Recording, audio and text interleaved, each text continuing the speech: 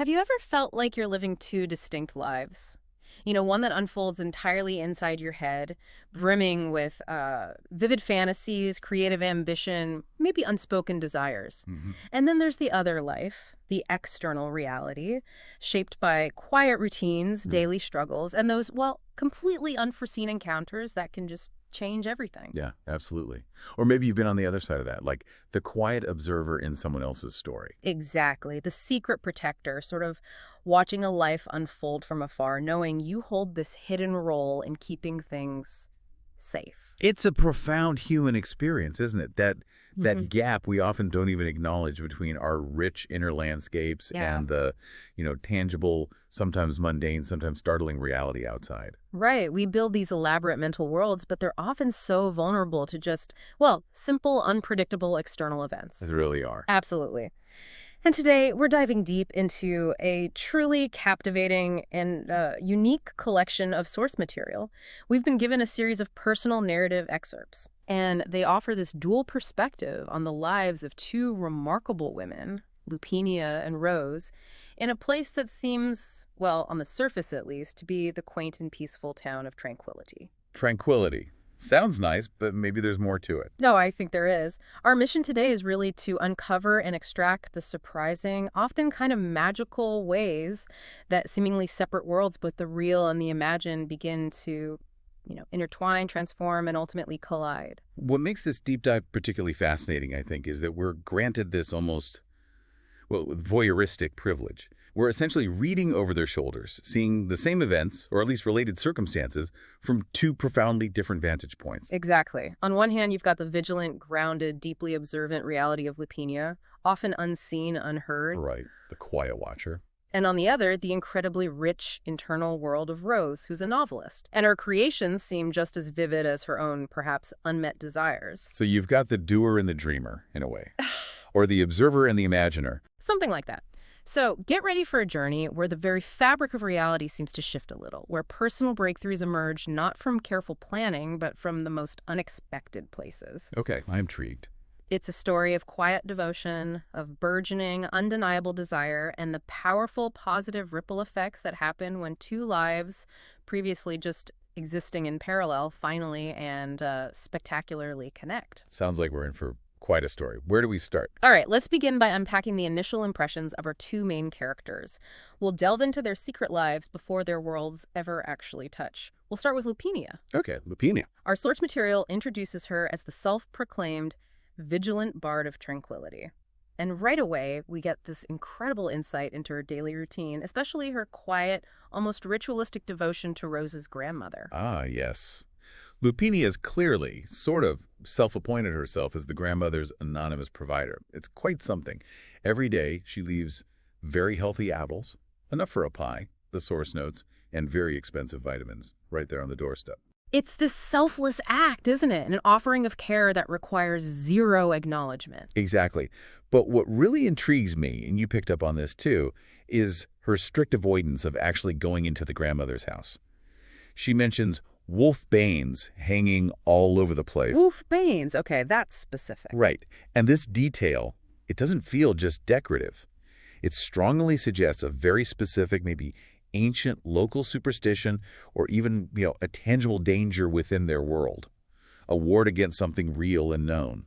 So Tranquility isn't just some charming little town. Doesn't sound like it. It immediately tells us it has layers of unspoken magic or maybe peril. And the mystery deepens when we learn about the grandmother herself. Lupinia observes that the grandmother's been saying for years she's afraid she must depart, even though she appears, quote, strong as an ox and twice as stubborn. Departing, that phrase. Yeah. Doesn't sound casual, does it? Not at all. It raises so many questions about what it actually means. Is it like a literal physical departure, a magical transition, or something more metaphorical tied to the nature of their world, their reality? Lupinia's observation here, it feels like more than just a detail.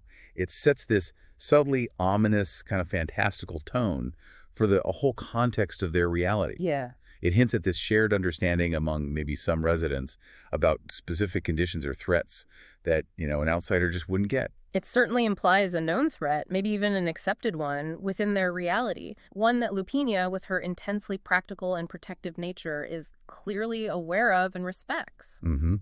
This isn't a simple pastoral setting. There are elements of magic, of ancient folklore, deeply woven into its very fabric, impacting daily life. Those wolfbanes, for instance, they aren't just quaint decorations. They feel like vital protective measures. Suggesting a world where you need precautions like that. Precisely. Now let's shift focus a bit to Lupinia herself, the individual. Her introduction is pretty casual. I'm Lupinia DeCais, but call me Lu. Simple enough. And then we get a physical description. Pretty with long, reddish auburn hair with a trail runner's body. But what really jumps off the page, and what I find so revealing, is her immediate comparison of herself to Rose. Yes, that's crucial. She basically dismisses herself, saying she's nothing on Rose with her jet black hair and stunning figure and face. This isn't just, a casual observation. It feels like it reveals this profound underlying admiration, almost awe, and maybe a touch of deep-seated insecurity on Lupinia's part, even before they formally met.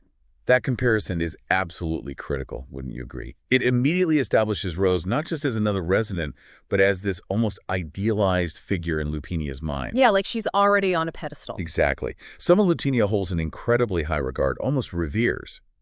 And this pre-existing admiration, it sets the entire emotional dynamic for how their eventual interactions are going to play out. It paints Lupinia's subsequent actions as driven by something much deeper than just, casual observation or neighborly concern. Her profession is also quite unique, fitting perfectly into this slightly mystical world we're glimpsing.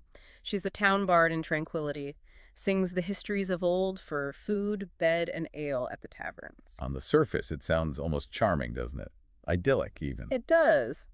But we quickly learn about her very real, very human creative struggle. She openly admits she has a tough time rhyming and composing deeds of the day songs, songs about current events or new happenings. Right, the topical stuff. So she mostly sticks to the oldies.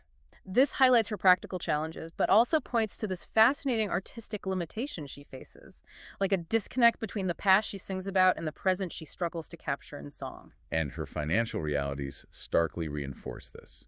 We see her relying on tips, often singing right through supper, especially during trivia night at the Black Dog Tavern. Oh yeah, the trivia night detail. What's particularly poignant, I think, is that even though the trivia questions are about the very histories she sings so beautifully, she struggles. Because the order isn't the same, or the questions twist the familiar narrative somehow. So it's not just a creative block. No. It underscores her vulnerability, her daily grind, the precariousness of her existence, despite her unique, almost magical-seeming profession. She's not just an artist floating above it all, she's a working artist, keenly aware she needs to earn her keep night after night.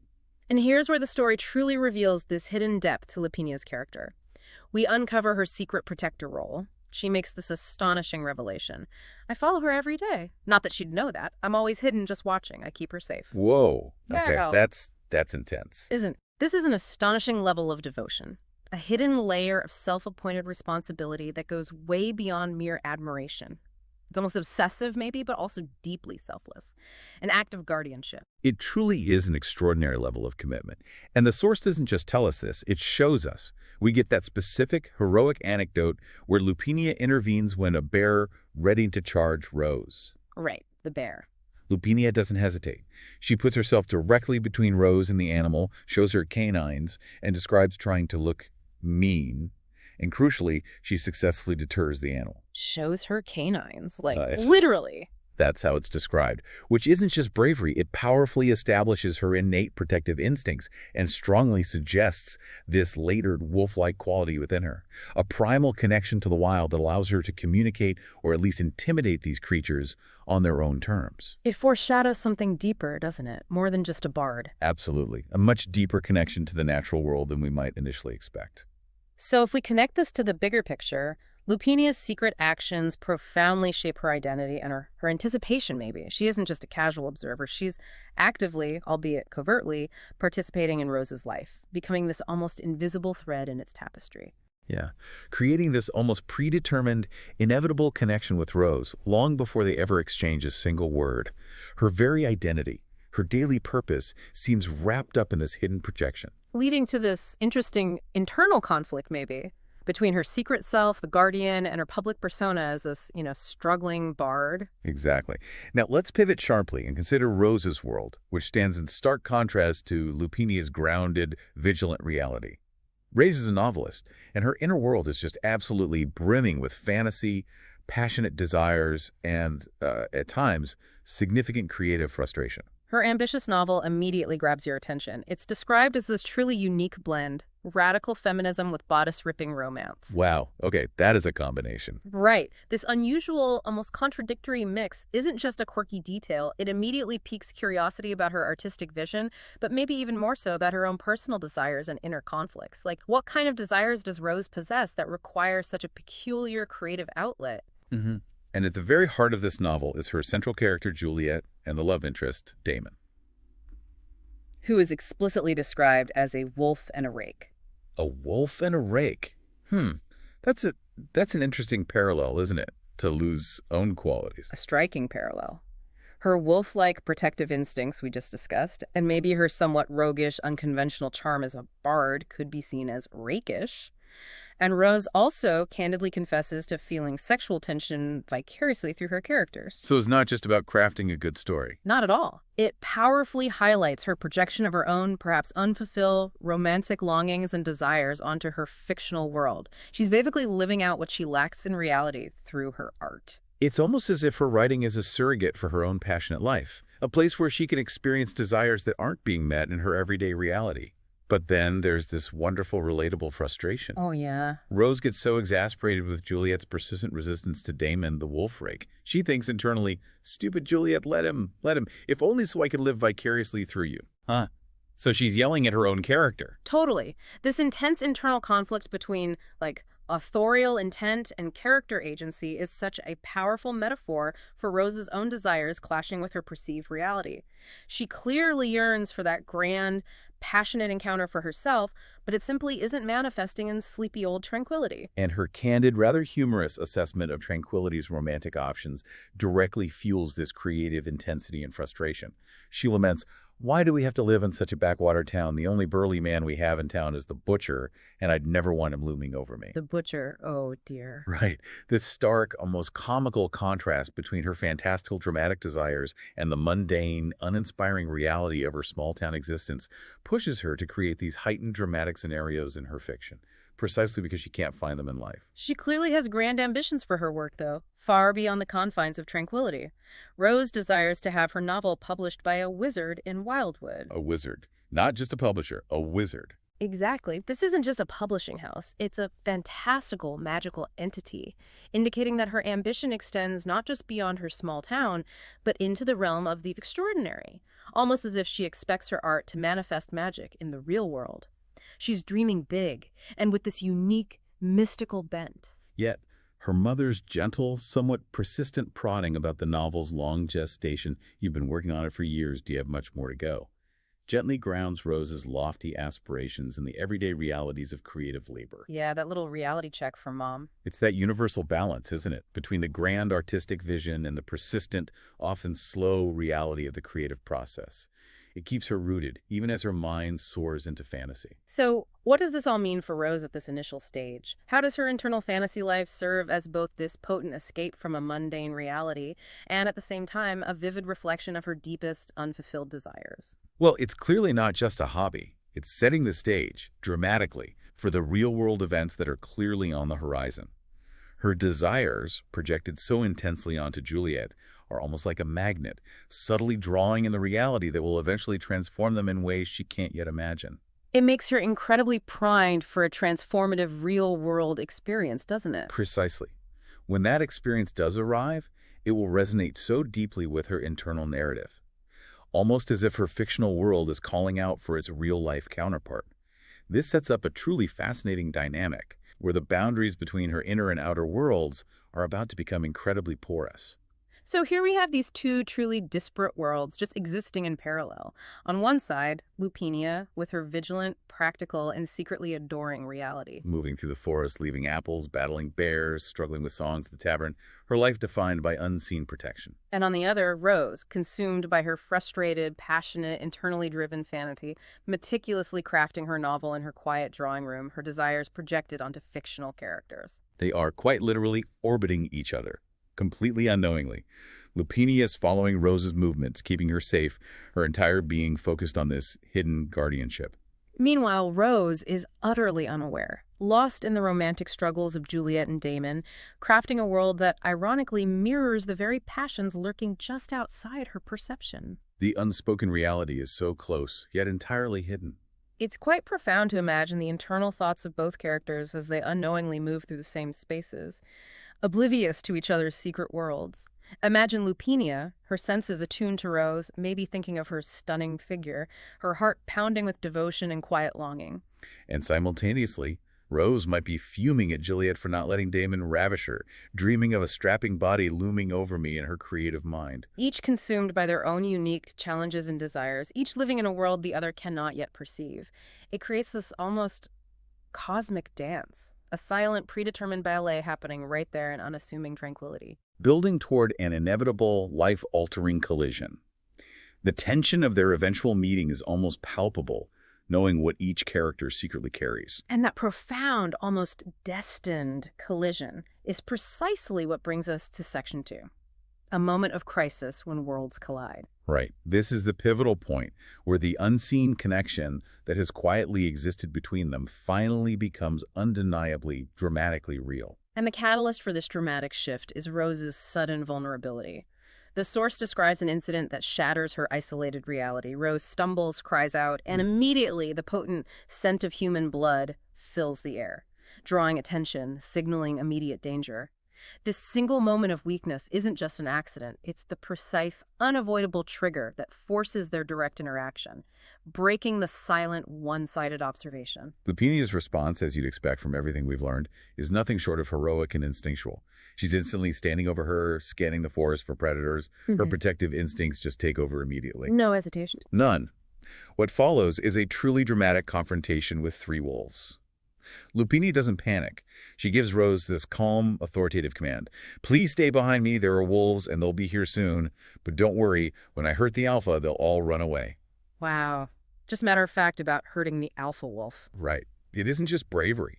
It's an assurance rooted in this deep, most primal understanding of these creatures. It's the ultimate display of a true hero stepping into danger without a moment's hesitation, completely self-sacrificing. And the subsequent display of dominance is incredibly powerful.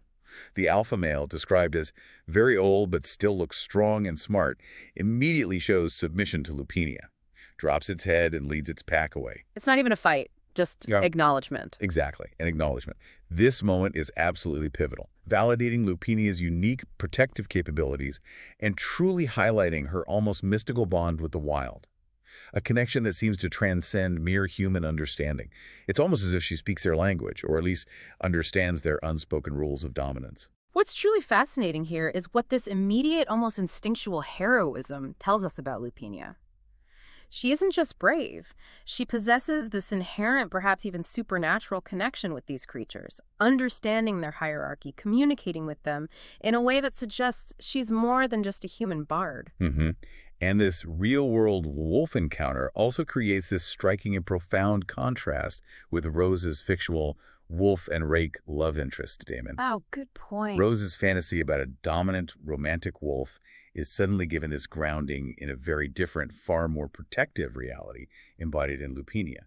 The archetype is there, but the manifestation is entirely unexpected. The fantasy of a rake is replaced by the reality of a guardian. It's like her inner wolf-like quality, which was only hinted at with the bear earlier, fully manifests here. Not for aggression, but for ultimate protection. Exactly. This dramatic, life-saving rescue immediately leads to the genesis of their true connection. It moves beyond silent observation into direct care, burgeoning intimacy, and that first crucial, acknowledged introduction. Right.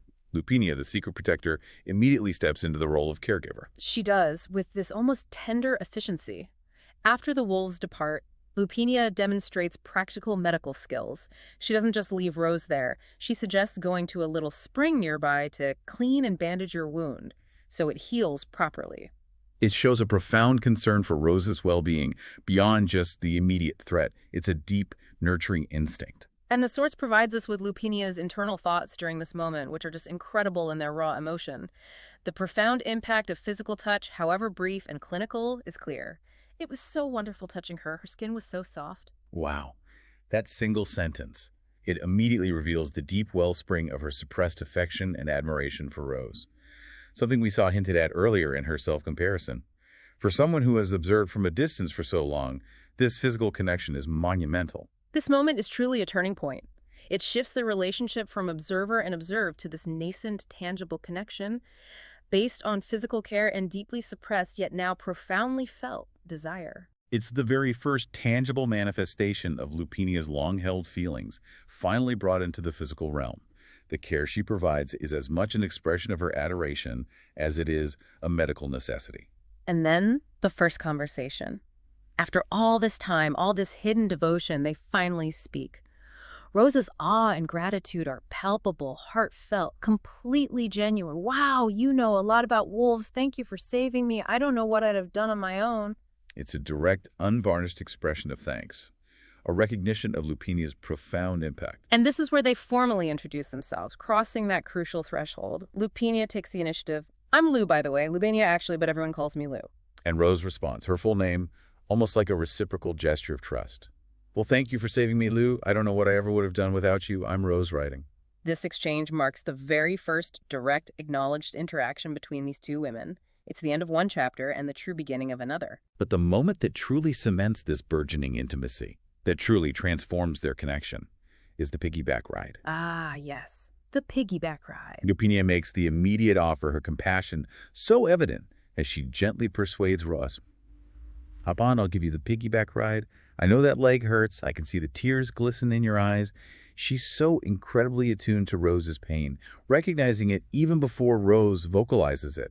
This act isn't just practical, it's an extension of her deep care. Lupinia's internal reaction to Rose being on her back is described in exquisite, almost overwhelming sensory detail, revealing the profound impact of this physical closeness. She notes, Rose's breasts bounced up and down on my back like warm, soft drumsticks keeping a beat, and what a wonderful rhythm it was. Thump, thump, thump. Wow, that's vivid. Her sweet breathe on my neck tickled the back of my ears in the most delightful way. This isn't just observation. It's an intensely personal, almost overwhelming sensory experience for Lupinia, a culmination of all her hidden longing. It's a moment of pure, unadulterated bliss for her. And her emotional summation of the entire experience is truly telling, almost heartbreaking in its honesty. I'm so sorry that she was hurt, but I might have had the best day of my life. Right. Despite the injury, the danger, it's the best day. It reveals the extraordinary emotional significance of this physical closeness for Lupinia. It's a bittersweet but profoundly happy moment where her deepest, unacknowledged desire for connection with Rose is finally physically realized, even under the guise of an injury. It's a powerful validation of her quiet devotion. This spontaneous act of care, combined with the incredibly intimate experience of the piggyback ride, powerfully bridges the gap between their previously separate worlds. It transforms Lupinia's long-held secret adoration into a shared physical and emotional experience. This pivotal scene not only reveals the characters' emerging desires, but solidifies the undeniable burgeoning nature of their connection, far surpassing the distant, one-sided observations that defined their relationship before. It's the moment their realities truly converge. But despite this incredibly profound and intimate connection forged in crisis, the practicalities of their lives still intrude, don't they? Pulling them back, even though the desire for more is clearly palpable. That's absolutely right. Rose, acknowledging the profound debt, invites Lupinia to dinner, which feels like a natural step towards deepening their bond. Makes sense. But Lupinia, with palpable reluctance, has to refuse. She explains her need to return to the Black Dog Tavern for work, to secure her place to sleep tonight. This seemingly mundane detail immediately highlights her ongoing financial realities, her precarious daily existence, even amidst this intensely profound and deeply personal connection. Reality bites, huh? The immediate need for survival pulls her away from the very person who has just transformed her world. It's a stark reminder that even in moments of such great personal significance, when two souls finally connect, the daily grind, the necessity of survival, the need for a roof over one's head is still a very real and pressing factor. It grounds the magical narrative in a tangible, relatable reality. But before she leaves, Lupinia's final words to Rose express this clear yearning for continuation. I hope to see you again sometime. Yeah, that's not just a polite farewell, is it? Not at all. It sets the stage for future interactions, showing her immediate earnest desire for their connection to deepen beyond this singular, extraordinary event. It's a plea, almost, a hope for more. Exactly. The immediate need for sustenance and shelter pulls them apart for the moment. But the emotional bond forged is clearly strong enough to ensure their paths will inevitably cross again. That simple sentence, "I hope to see you again," carries the weight of all the potential that now exists between them. And this immediate, undeniable impact of their connection leads us directly into Section 3, Ripple Effects, Changes, and Revelations. And we see an immediate and profound uplift in Lupinia, leading directly to a creative awakening that seems almost, well, magical. She faces a significant event right after meeting Rose, the official battle of the Bards contest. And we know Lupinia consistently struggles with composing new songs. She calls it her usual beating. Her previous record is quite dismal. Never won. I've never even come close. So this contest has been a source of consistent disappointment for her, a validation of her perceived artistic limitation. Exactly. But the profound emotional shift after meeting Rose is truly remarkable. She describes her typical week-long depression after losing the contest being reduced to 7 minutes instead of 7 days. 7 minutes. She even corrects herself to 7 seconds because, as she states, "Today I'd met Rose." This single, transformative encounter with Rose has had an immense, immediate, positive impact on Lupinia's well-being and her emotional resilience. It's almost as if Rose has inoculated her against despair. Her internal reflection further highlights the depth of this transformation. She recalls, "She was everything I knew she'd be, kind and funny and ooh, so beautiful and soft. So soft, and those breasts bouncing on my back." Still thinking about the piggyback ride. Totally. This detailed, almost obsessive recollection shows the lasting and completely transformative impression Rose has made on Lupinia. It's a deep infatuation that uplifts her spirits, fundamentally changing her perspective on personal setbacks. She now has this new, incredibly powerful source of inner strength. But despite this emotional high, her practical creative struggle with new lyrics persists. She's still battling with rhymes, trying to force connections. Baker, faker, taker, raker, waker, maker, and she despairs, thinking, "This is terrible, I've been here an hour, and I don't even think that would and should really rhymes." So, still stuck in the old pattern, the artistic limitation she's always known. Right. And this is where Rose's unexpected intervention comes in, marking her true role as, like, a muse and mentor. Rose simply appears, almost magically it seems, and effortlessly provides perfect rhymes and even an additional stanza for Lupinia's song. Just like that. Just like that. It's not just helpful. It's almost preternatural in its ease and perfection. This isn't just about offering a suggestion. It's a moment of profound artistic collaboration, a melding of minds that unlocks Lupinia's potential. Lupinia's stunned reaction is absolutely priceless. "Rose, you are a genius. I might quit being a bard." Huh. That's quite the compliment. Isn't it? It's not a serious threat, obviously. It's an exclamatory statement that powerfully demonstrates the immense, almost overwhelming impact of Rose's creative input. It's an epiphany for Lupinia, a sudden recognition of a brilliance and fluency with language that she herself lacks, yet desperately desires. It shows how profoundly impressed and inspired she is. And in that moment of pure euphoria and admiration, Lupinia instinctively jumps up and hugs Rose tightly. An impulsive act that speaks volumes about her deepening affection and maybe a slight awkwardness in expressing such intense emotions. But Rose's comforting response is equally significant and beautiful. Look, it was quite nice being hugged, and helping you a tiny bit is nothing compared to what you did for me yesterday. You saved my life. That just cements it, doesn't it? Validates Lou's affection and reinforces the life-altering debt Rose feels. Absolutely. It cements their bond even further. The impact of Rose's inspiration is immediately clear in Lupinia's subsequent performance and public validation. She debuts her new songs to great cheers, clapping, and more importantly, tips after the arm wrestling tournament. So it worked. Totally worked. This isn't just a slight improvement, it's a tangible, visible sign of her professional success finally aligning with her hidden potential. The new lyrics, inspired by Rose, are clearly a hit. Her continued physical dominance is also noteworthy. She easily wins the arm wrestling tournament for 12 rounds later, maintaining her undefeated streak. Good for her. This isn't just a fun detail. It's a physical manifestation of her renewed confidence and strength. Her inner uplift, sparked by Rose, translates directly into outer prowess, demonstrating this holistic transformation. She's not just creatively empowered, she's physically emboldened. And Lupinia herself attributes her success directly, powerfully, and unequivocally to Rose. She declares, with absolute conviction, "Rose is no doubt the most beautiful person in Amena Blatch, but I think she may be the smartest person I've ever met. She's changed my life for the better." Wow. That's That's huge. Isn't it? This isn't hyperbole for her. It strongly links her personal growth, her creative breakthroughs, her newfound professional success directly to Rose.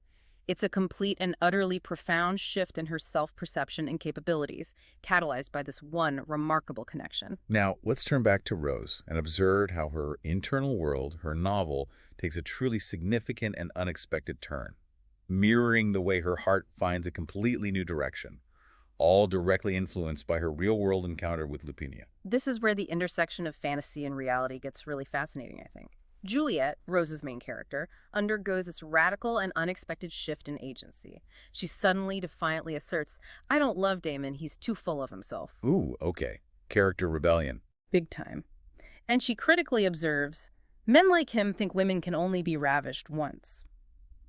This internal dialogue isn't just a plot twist. It marks a profound turning point in Rose's entire creative process. Juliet's rebellion feels directly driven by Rose's own burgeoning real-world feelings, which are challenging her preconceived notions of love and romance, especially that bodice-ripping kind. And Juliet's creative, almost comically absurd solutions to avoid being ravished by Damon are both humorous and incredibly telling. She suggests other characters for Damon to ravish: the maid, her mother, her aunt, even a 15-year-old cousin. Seriously. Yeah, it highlights the sheer absurdity of the internal struggle Rose is having, trying to reconcile her fictional desires with her emerging, more authentic, real-world ones. Juliet, her own creation, is literally calling out the problematic nature of the romantic trope Rose had originally embraced, forcing her to confront her own underlying desires. Rose's desperate, almost comedic threats to Juliet considering marrying her off to the butcher. Oh no, not the butcher again. Right. Or the damned preacher. The latter, she says, just to destroy her, out of sheer frustration, really underline this intense internal battle. She's trying to force Juliet back into the old narrative, the pre-scripted fantasy, but Juliet is resisting fiercely, almost as if she truly possesses free will. Compelling Rose to adapt her story to a new, unexpected truth. It's a fantastic meta-commentary on how our own experiences can influence, even dictate, the narratives we create. And that's precisely the pivot point. Juliet delivers this shocking confession that completely upends Rose's fictional world, mirroring Rose's own emotional state. "I have feelings for someone. Love, I've never been in love before, so I'm not entirely sure myself." Oh, wow. And crucially, she adds, with perfect, almost poetic timing, "They just wandered in, but can you give me just one more day to sort my feelings? I promise tomorrow I'll tell you the whole thing." It just wandered in. Okay. That phrasing, it's undeniable, isn't it? It has to be Lupinia, who literally wandered into Rose's life and rescued her, saving her from wolves. This line utterly blurs the line between Rose's fantasy world and her burgeoning real-world romance. It's as if the novel is now actively reflecting her true feelings, and her character, Juliet, is acting as a proxy for Rose's own surprising romantic awakening.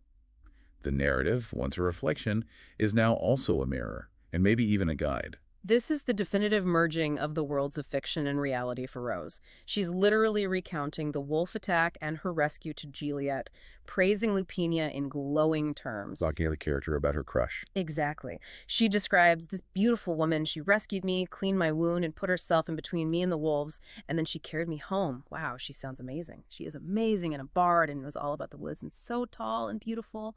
Rose is essentially processing her feelings through her character. And Juliet, the character, is now influencing the story based on Rose's actual deeply felt experiences. The creative process is no longer just an escape. It's a form of processing and expressing her own heart. And it's not just in the novel. Rose's interaction with her mother subtly shows this transformation too. She doesn't reveal her injury, opting to avoid worry, but she's bubbling with happiness as she reports a breakthrough in her novel. I got to know my main character a little better, I think. Ah, the subtext. It's a breakthrough for Juliet, but truly it's a breakthrough for Rose herself. Beautifully put. It's a truly beautiful narrative arc where the internal fantasy begins to not just mirror, but then actively guide and articulate the external reality, especially in the context of emerging romantic feelings. Rose's fiction becomes this safe space to explore the unfamiliar terrain of her own heart, allowing her character to say what Rose herself might not yet be ready to articulate directly. What's truly fascinating here, too, is how their connection deepens even further, moving beyond just immediate attraction and creative inspiration into this shared journey rooted in ancient lore, life experience, and a profound shared sense of wonder. This is beautifully highlighted during a moment on their walk together. Rose asks Lupinia to sing her new song, the one that Lupinia created with Rose's help, right? Yeah. But Lupinia, maybe still a little shy about her new creatively vibrant voice, or perhaps wanting to share something even more profound and meaningful, chooses instead to sing The Road Goes Ever On and On by Professor Tolkien. Tolkien, okay. Interesting choice, not one of her own new ones. Right. And this isn't just any song. It's a deep dive into the cultural fabric of their world. And Rose immediately recognizes it, which is crucial for establishing their intellectual and cultural compatibility. Oh, I love that. That's from the histories of old. So they have this shared reference point. Exactly. It isn't just a simple recognition. It indicates a shared cultural understanding, a common appreciation for the deep mythical past of their world. It suggests a deeper intellectual and even spiritual connection forming between them, one that goes beyond their immediate circumstances and personal attraction. They share a profound understanding of and reverence for the lore that shapes their world. Lupinia then launches into this elaborate backstory for Tolkien himself, which adds a truly unique and magical layer to their world's history. Oh, get this. She describes him not just as a writer, but as someone who was himself chronicled, involved in a great war, where he found himself stuck in a pit or a trench. Okay. During this time, he was visited by fae, actual fae beings, who told him dark and dread tales about wizards battling humans and elves. This isn't just a tale she heard. It feels like Lupinia's deeply held, perhaps even personally witnessed, version of history, revealing her profound connection to the ancient, magical undercurrents of their world. Wow. So the Fae told Tolkien the stories. According to Lupinia, yes. And from these profound tales, Lupinia claims, Tolkien created the Red Book, which he then presented to Oberon and Titania themselves, the king and queen of the Fae realm. Oberon and Titania. Okay, this is getting deep into folklore. It really is. But it's the fantastical deal with death that's truly astounding. Lupinia reveals that when Tolkien eventually passed, he wasn't brought to the regular human afterlife. Instead, he was brought to Emain Blach, which, for our listener, is essentially their world Fae realm, a mystical land. Right. Where he now lives in quintessence, a state of pure, magical being as a powerful wizard. So Tolkien is an immortal wizard living in the Fae realm in their world. That's what Lupinia shares with Rose. It transforms Tolkien from a mere author into this living, magical, immortal entity within their reality. This rich, magical lore adds an incredible, deeper layer to their world, definitively suggesting that myth and history are not just intertwined in tranquility, but are, in fact, one and the same. And it positions Lupinia not just as a bard singing old songs, but as a genuine keeper of this extraordinary, perhaps even secret, knowledge, which she is now sharing intimately with Rose. That act of sharing, revealing these profound truths about their world, it deepens their bond far beyond immediate attraction, doesn't it? Absolutely. It grounds their connection in shared cultural understanding, shared wonder, and a shared belief in the magic that permeates their very reality. It's a unique form of courtship, almost, built on mutual intellectual and spiritual respect. It's incredible how the narrative shifts from the individual transformations of Lupinia and Rose to their growing, undeniable connection, paving the way for what this means for their future. This shared experience of walking, listening, exchanging fantastical, deeply held lore, it solidifies their bond in a truly unique and powerful way, moving them past initial fascination into this profound and meaningful partnership. Which brings us nicely to Section 4, the path forward, connection, and future. And what we see here is this beautiful, deeply fulfilling convergence of realities for both Lupinia and Rose. Yeah, we've witnessed how Lupinia, the secret protector, quietly devoted to Rose from afar, finally found her voice and achieved public success through Rose's direct influence and inspiration. Right. Her creative struggles, her financial anxieties, even her fundamental sense of self were all profoundly uplifted and transformed, quite literally, because Rose wandered into her life. Her hidden strength was brought into the light, and it flourished. And conversely, Rose, the internally driven novelist who lived so intensely within her own fictional world, found real-world inspiration and this genuine, tangible connection that completely transformed her creative process and, more importantly, her personal desires. Her fictional world, which had previously served as a substitute for real experience, became this profound mirror, reflecting her deepest newly discovered affections, finally aligning her internal and external truths. The power of authenticity here is truly striking, I think, and it feels like a core takeaway from their story.